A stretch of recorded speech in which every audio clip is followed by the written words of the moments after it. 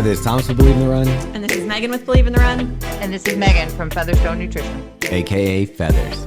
And you're listening to Fuel for the Soul podcast, the podcast where we talk all things nutrition and hydration and how it affects performance. And we answer your questions. And if you don't know how to submit a question, Meg, how do you do it? You can go to the Anchor app and send us an audio file, or you can email us at fuelforthesoulpodcast@gmail.com. Great. So send in your question if you're curious about nutrition. But we're going to jump in. What is today's question, Meg?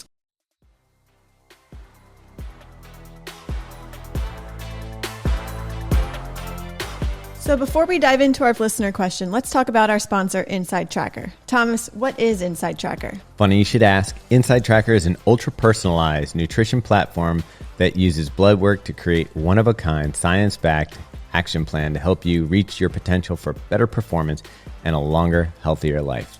Yeah, so they were founded in 2009, and the Boston company first started working with professional athletes who wanted to see what their biomarkers, hormone, and mineral profiles look like during their training and how they could use nutrition and lifestyle to improve. Get this, they measure over 30 biomarkers and recommend food and supplements to optimize things like your energy, cognition, endurance, heart health, and more.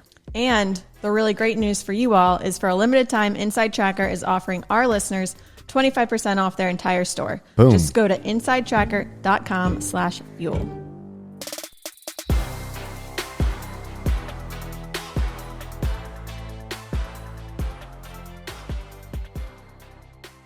So this week we have a question that was sent to us via email from a man named Chris. And he said, I would like to learn more about proper nutrition for post-run recovery. More specifically, recovery drinks and mixes, whey powder, BCAAs, etc.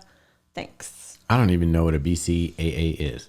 Me neither. Sounds like amino acids are in there or something, but I'm sure Feathers knows. You're smarter than you think, Thomas. It is branched chain amino acids. So it's, yeah. What, you get those off of trees? The branches with the chains and the amino acids. Close. It's just the shape of them. They're just shaped a little different than other amino acids, but not on trees. I don't think I've ever seen any shapes of amino acids.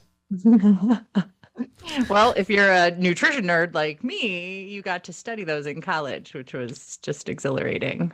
Cool. So I guess you know something about this.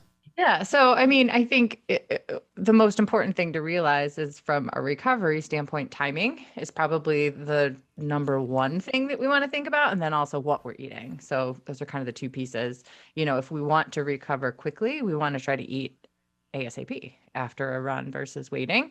There are a couple different quote unquote recovery windows. So if we can eat right away and then eat again within like 2 hours, that's how we're really going to maximize recovery. But when does the clock start? Like the second I hit my Garmin, finish workout, is that, or Coros or Polar, whoever you're wearing. But even maybe some people have Apple Watches. I don't know. But the moment you stop it, are you like, my time is ticking? Go, right? Go eat. No. Feed the fuel. Fuel my recovery. No, technically you're right. Like as soon as you quit working out would kind of start that clock, right? But I laugh because some people are kind of obsessed with this recovery window, and I think it can be a little bit more relaxed than it needs to be. So, to Chris's question, he's kind of wondering about, do I need to use some of these drink mixes, drink powders?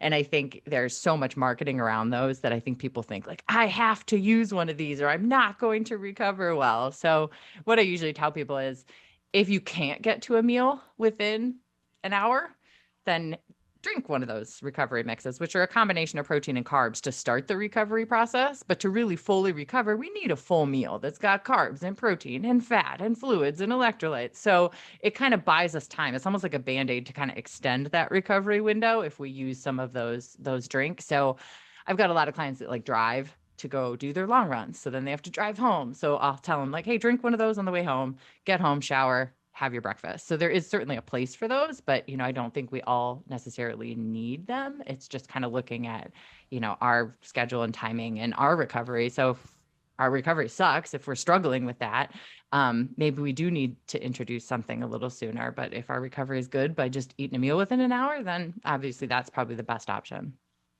I love the chocolate flavored ones. So I have to use them when I get done with a run, and there's sometimes where I have to get the kids to school right away. So I have less than a half an hour to turn around, get out the door, and get everybody to school on time. That's when I'll use one of these because it is so easy to just dump the powder in, fill it up, shake it, and take it with me out the door. So you're saying I should probably supplement that once I get back from dropping the kids, make sure I'm actually getting a real meal with food. Absolutely. But that's perfect, right? So instead of skipping eating after a run, you're drinking that real quick, getting the kids to school, come home, eat a meal. That's perfect. On the last episode, we were talking about how these gels are specifically formulated to help us out on the run, and they are better for our performance than using real food. Talking about these protein shakes that are specifically meant for recovery afterwards, you're saying there isn't any special formula or benefit we will get from taking that versus eating real food? Yes and no, because they've done a lot of research on the ratio of protein to carbs to help us recover. So all of those drinks have that. They have that ratio of protein to carb that's going to maximize our recovery. But can we also get those protein and carbs through food? Absolutely. So it's a little bit different than the gel conversation. So the gel conversation was like, these are specifically formulated to give you exactly what you need in the moment, help with digestion, energy while you're running.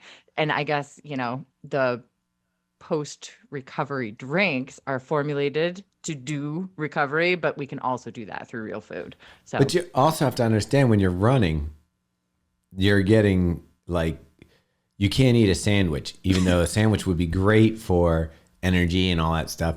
First, you'd have to carry the sandwich, which would be weird.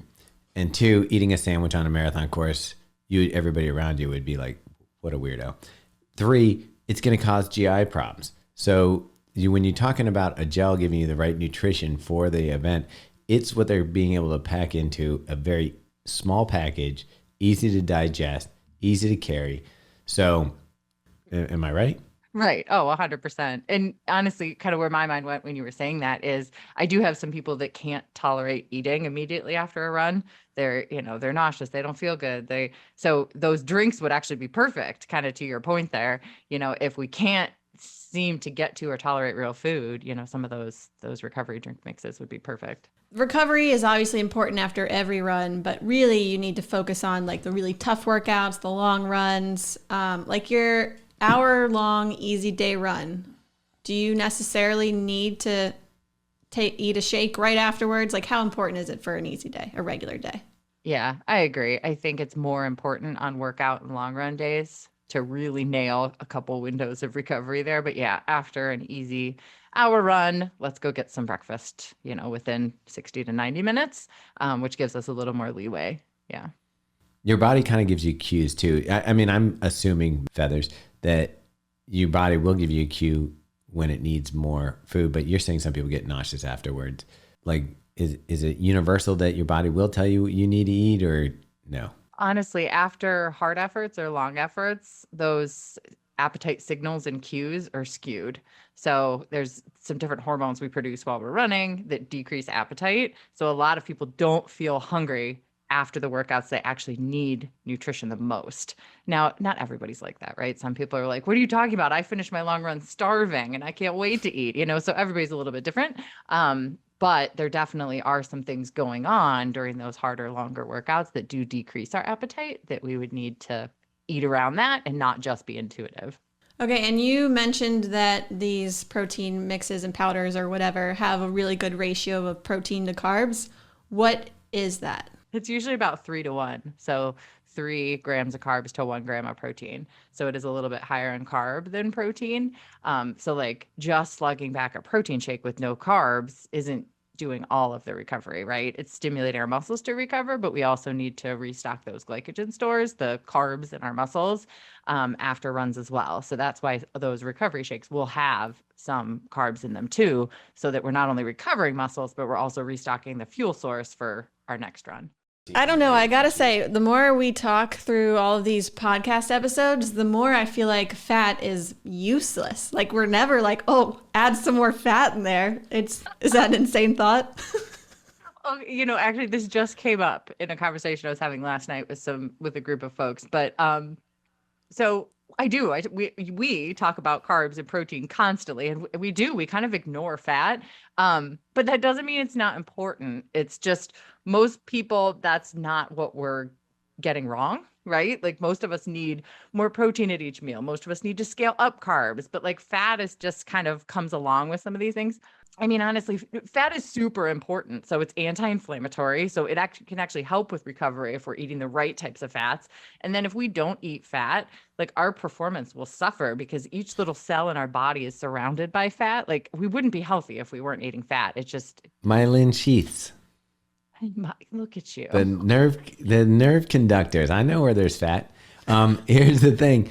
Also, little misnomer, eating fat doesn't turn into fat in your body. It's not an exact ratio. Like you take in protein, you get muscle. You take in fat, you get fat. You take in carbs, you get crazy.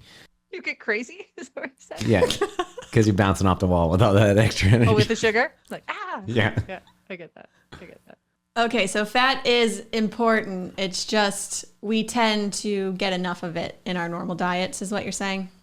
Yeah, it tends to come along with other things, right? It comes along with other carbs and, proteins and things that we're eating that a lot of times we don't have to focus on it. Some people do. I mean, I'm not going to lie. Like some runners are not eating enough healthy fats and therefore it, decreases hormone production, can cause, us to stop having our period, things like that. But I would say that's a little more rare. Nuts are good for having protein and fat combined in one package. Yeah. Yeah, so you said healthy fats. So talk to us about healthy versus not healthy fats. Nuts. Nuts are a healthy fat, Thomas. Thank you for bringing those up again.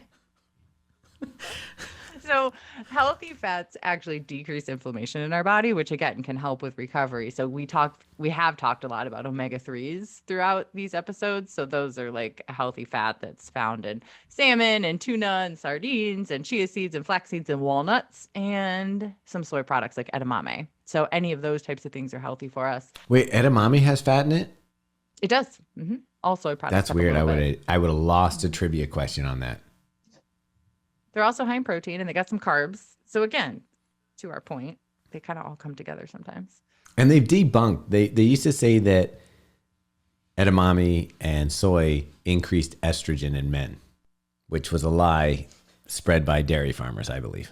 I don't know about that, but you'd probably need like a camelback of soy milk and like blocks of tofu all day long for that to actually be true. Let's talk a little bit about post-marathon recovery, because we know a lot of people have just run their A race, their big fall marathon, half marathon, whatever it was, and now they're coming up on a week where they're not going to be running and they're not going to be putting in a bunch of miles. And how I think this goes two ways. You either eat a ton because you're like, look, I just finished this, or you're like, I'm not running this week. I'm starving myself so that I don't get fat while I'm waiting for my next run. Well, let's not starve ourselves. Let's put that out there, right? But I think if we have a little bit of time off after a race, we have more time to recover. So that recovery window we were talking about is to recover fast so we can bounce back to the next day's training or the double, runs in one day of training. But if we have some time to actually recover, research shows we have multiple windows of recovery. So we're just waiting and kind of delaying recovery a little bit, but maybe that's okay if we've got a down week. So, I always tell people like if there's one time to like relax a little bit on recovery nutrition, it's after your goal race when you don't necessarily have to, focus a ton on making sure you recover quickly. What's a week in the feather home after a marathon? What's your diet look like? Is it like I'm off the rails for a week or like what's happening? I just get very unintentional. Like I just eat whatever the heck I want, which isn't necessarily a bunch of junk, but it's literally probably not super helpful. Like I remember after 2 marathons ago, so my first marathon back after kids, I mean, I was just eating whatever the heck I pleased. And I think like 48 hours had gone by and I'm like, I don't know that I've had a real meal yet. So I like made some salmon and like baked some potatoes. And I was like, all right, 2 days later, we're finally getting back to like solid nutrition. But, I think, and I tell my clients this all the time, in order to stay focused, we have to relax sometimes. Like if we are focused, like we're going to burn ourselves out. So I was just talking to somebody about their carb load, and I'm like, if we need to pause for a few days before the carb load to get our mind right, to get after those 3 days of carb load, let's do it, right? So I think a lot of this is like a mental game, and if we relax things for a little bit, it's easier to get back on track after a race. So I always encourage people to do that. Let's say we are doing another event sooner rather than later. You mean like and Hanes triathlon? maybe you signed up for a half Ironman. Maybe you are running 2 fall marathons. You know, maybe you just are really into racing and Type A, and you can't not sign up for something after another because you need that adrenaline rush and you need that meaning in your life that you can't find anywhere else. that kind of Spoken person. like a champ. okay, Don't so let me sit on my couch. I'll feel like I'm nobody. in that scenario, we want to sort of take the principles that we were talking about earlier of the windows and getting our nutrition in a timely fashion. And then for that week, should we still maybe be a little bit more lenient about nutrition and what we're doing? Or should we get right back into, you know, carbs, fats, protein amounts are perfect and all that? No, I would try to get right back into it as soon as possible if there's another race on the calendar, because it will delay your recovery if you take 48 hours off, like I was just saying I did before. It will, absolutely. And I think the other thing that we haven't mentioned to keep in mind is hydration. So they published a study recently where they looked at elite runners, and they found that they had lost anywhere of 60 to 150 ounces of fluid at the end of their race. I mean, that's Whoa. a ton. That's a huge deficit to try to climb back from. So for every And they're pound only we out there lose- for like 2 hours. right? 2.5 hours, yeah.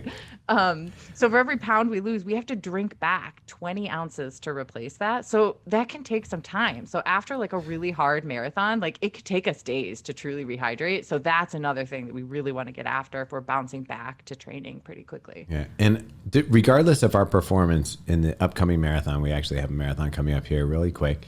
We're going to rehydrate, but it's probably going to be with alcohol post marathon, because if I remember my last wine glass marathon, we went to a bar and we rehydrated with beers and tequila and vodka.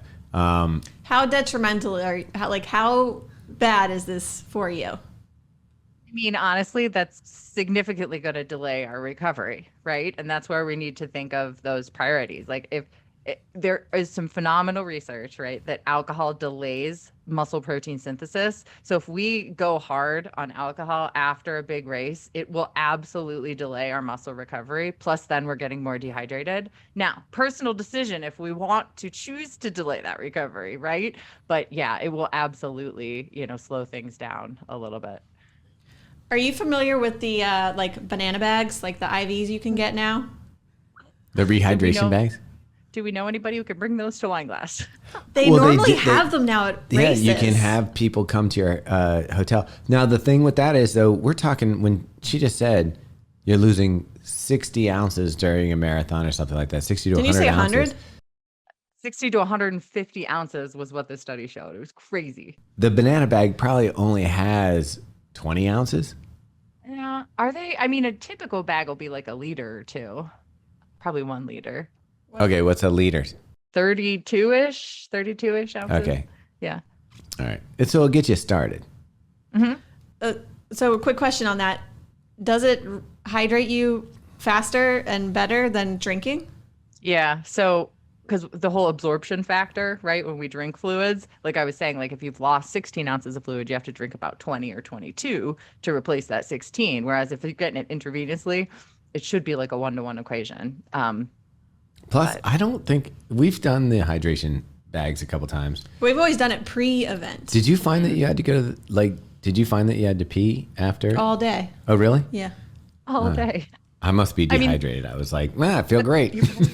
The only time I've had IVs is when I was having babies. So, yeah, I mean, that was probably a little bit of a different scenario here. But yeah, I really think it is gaining. I've had some clients who have gone to like these like little boutiques and gotten like hydration bags and stuff. Like it's definitely a thing. Well, it's great because they have like B12 in it. You can taste it. It's so weird. They put it in your arm. You can. It's the You're weirdest kidding thing. me. No, they put it in your arm, and all of a sudden you taste. It's almost like you taste like a vitamin in your mouth. And your whole body is like cold because you can feel this cold liquid going into you. And then, yeah, you can like taste it. It's so weird. That is weird. We gotta do. Maybe we do a live Fuel for the Soul where we get hydrated Afterwards, and we get to talk to her while we're drinking wine. We'll get an IV bag. It'll be perfect.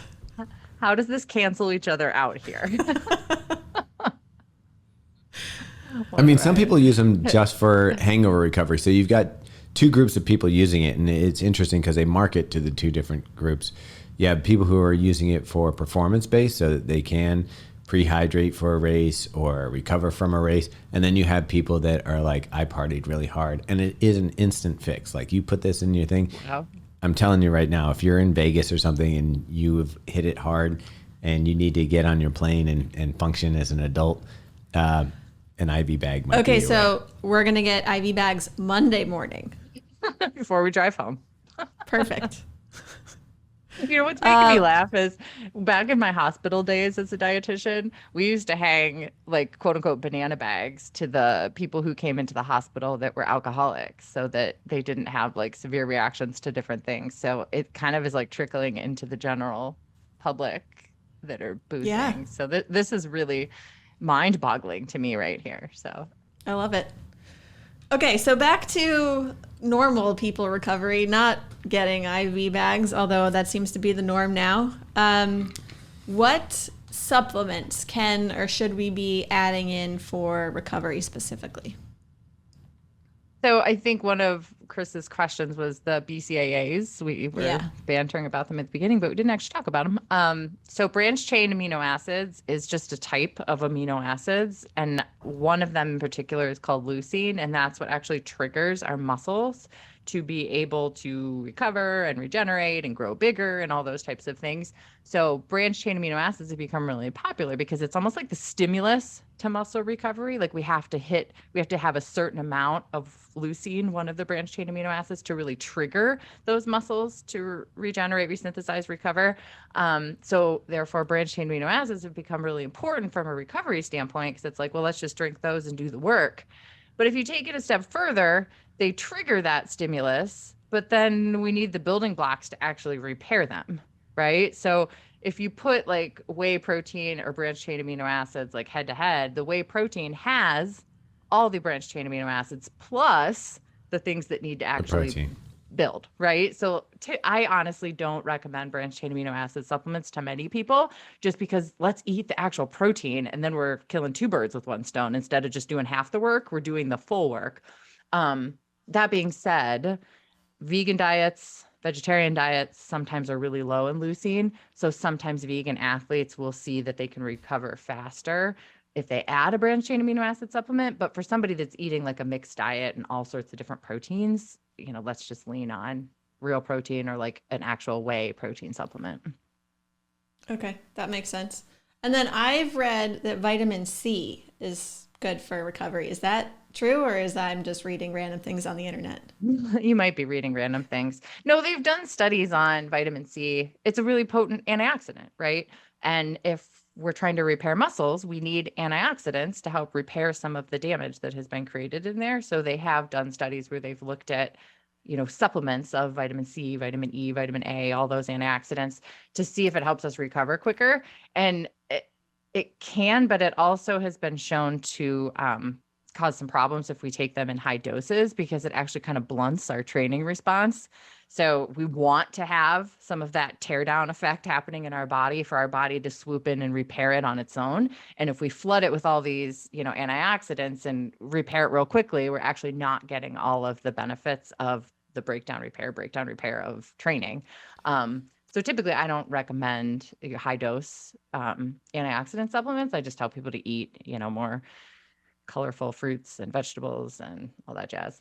That brings up two questions for me. Okay, so one, obviously Advil or something for a drug after you've worked out and you've had a hard workout and your muscles hurt, you'll take an Advil or something sometimes to just kind of dull that pain. I always feel like I don't use Advil a lot, but when I use it, I feel like not only is it kill some of the pain right there, it keeps the pain from coming back. And I'm wondering, am I doing any damage to not getting the muscles repaired, or like if they're not doing their own thing, or are they doing it in the background and I just have a disconnect with my brain feeling the achiness? That's a good question. And honestly, I'm not 100% sure because I think like NSAIDs are going to dull that receptor, right? They're going to dull that feeling for you, but they're also going to decrease inflammation. So is that beneficial or not? Like, I don't know. Yeah. I'll have to ask a doctor about That's that. a good one we follow up. And the second one is I've just by habit, and it's once you get me hooked on a supplement, like you've got me for life, because then I'm like, I can't stop. And I take the Hammer Nutrition recovery tabs, and those have stuff like turmeric and stuff like that. And turmeric seems to be making its way into everything. Like it apparently is maybe, you know, the best thing in the world. So what is it and why is it being put into everything?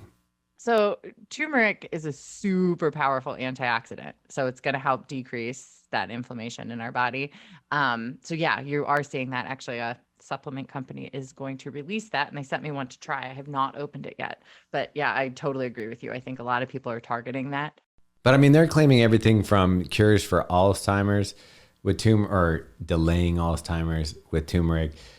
I've noticed it's in my recovery stuff. Like it's also in our Protandim that we take. Like at some point, am I taking too much turmeric? I honestly, that was kind of where I was going next is it depends on the dose. So you have to take, you know, when they research these supplements, it's usually a pretty high dose. So a lot of times like a company will be like, oh, this is trendy, and they'll like sprinkle it in, and maybe there's not actually enough to see the benefits. So that's one of the things I always look for, like what is the amount we're supposed to be taking, and is there even enough in there, which sometimes there is, sometimes there isn't. But you know, I think it could be beneficial. I kind of lump it with omega-3 supplements, right? Like super powerful antioxidant, or not antioxidant, anti-inflammatory, that they're studying for all sorts of things, to your point, like brain and muscles and joints. And, you know, so we just are inflamed as runners very often. So like any of these supplements that can help decrease that inflammation can certainly be beneficial. I was looking at the... That's recovery. I take the Hammer Nutrition Tissue Rejuvenator. I felt like if I took that, it would be like when the Terminator gets shot and it regrows its limb, that I would be able to do that with this. I mean, that sounds very promising, right? Like a skinned knee is like instantly healed. Yeah, just boom. I don't know what most of the things listed in the ingredients are. So yeah, it looks like there's MSM and glucosamine sulfate, which, you know, help with joint health, right? And then it looks like there's some anti-inflammatory type things in here. And again, you know, it goes back to there's research on all these individual things that they might help, but I think a lot of this stuff probably doesn't have enough of it to actually see that benefit, especially when they're putting 10 things into it.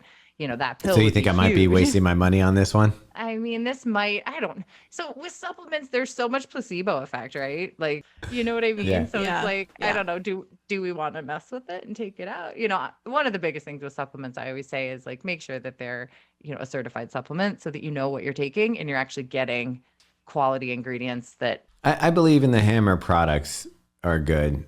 So I like that. But if I could eliminate, you know, my handful of pills, like I don't take any prescription drugs, but my handful of supplements in the morning could choke a horse. You know, I got everything. Yeah, we in might there. not need them all. We might not. Yeah. When you say you want the supplements to be certified, what does someone need to look like? Is that listed right on the label? What does someone need to look for? There's a couple different certifications. One of them is NSF, so it's like certified for sport. So what they do is they look to make sure that what the supplement says is in there is actually in there, and that there's nothing else in there. And I think that nothing else, it can be very important in sports supplements. Obviously, if you're competing for prize money or an elite athlete, like you have to take certified supplements. It just, you know, your career's on the line. But for the rest of us, like it's just more of a safety issue. You know, even some of the best supplement companies, if they're not being tested, have been found to have like contaminants in different pieces of it, which, you know, they're an honest company. They didn't realize it, but if it's not tested, you don't know if something like that could be in there. And the more ingredients that are added into a supplement, the more likely it could be that something's going to get in there that shouldn't be in there or that isn't safe. Let's say we are post-marathon and we're 48 hours past. We did a pretty good job and we just want to sort of get back to like a normal base level. And we're used to eating tons of carbs because we just did this crazy high training. Is there like a ratio or a general breakdown that we should switch up with our carbs and protein and fat? Yeah, that's a good point. So you've heard us talk a lot about like we scale carbs up as mileage goes up. So vice versa too. Like as mileage comes down, carbs can come down. That doesn't mean no carbs. I mean, our brain prefers to run off of carbs. So does our entire body. We still need a decent amount of carbs, but I mean, for some of my athletes are getting over 300 grams of carbs a day. Like maybe we only need like 200 now. If we're seriously doing no exercise, it's going to depend on the person. And if we're cross training, like if we're not running, but we're swimming and biking, I see that a lot. You keep the carbs higher, like if you're still working out, but if you're truly resting, that's what we can absolutely bring down. And truthfully, if you have carb loaded well, you are not going to want to eat a ton of carbs after your race. You know what I mean? You're going to be like, do not show me a bagel again. Go with that intuition. Eat more fruits and vegetables and some of the high fiber things that you cut out before your race. Eat more protein. Throw some, salmon and some of those really healthy, omega-3 fat fishes and all those types of things in there. Eat some of the things that you weren't able to eat when you were carb loading and kind of lean into that during that recovery week. And I'm going to throw a different avocation in.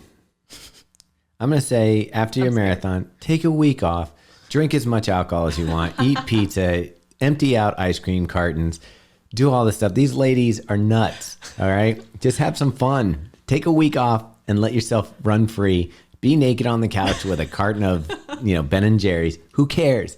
And then when you get back into training, maybe go back to being a little more strict with your diet. Thomas has got my new credentials now. I'm going to hand them on over to Thomas. Yeah.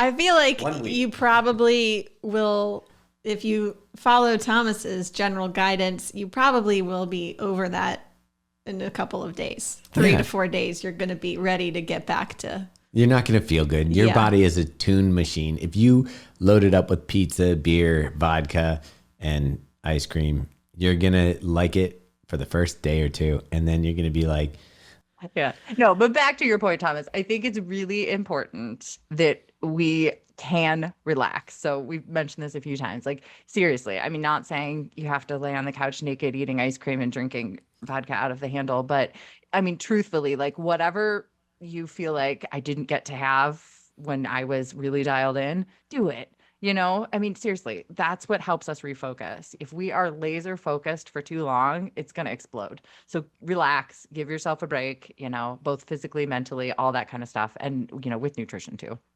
Yeah. Plus it demystifies some of those treats. Like you're like, absolutely. Yeah, ice cream's fun, but it's not like, I don't need to be sitting around craving it. Right. Exactly. All right, cool. I think we answered Chris's question. Thanks, Chris. But this was sponsored by Ben and Jerry's ice cream. No, it was not. No, wasn't. But it was sponsored by Inside Tracker. One way to check to see what nutritional things you are missing from your diet is to go ahead and get that Inside Tracker test. So you can check that out. We also talked about the hydration bags and stuff like that. Megan and I have tried that. I do think that they have some benefit. I don't think it's a magic bullet, but you definitely feel a little better. So let us know if you've tried that and give us a comment or shoot us a message on what you do to recover after a run. We'd love to hear it. All right. We'll see you all in 2 weeks.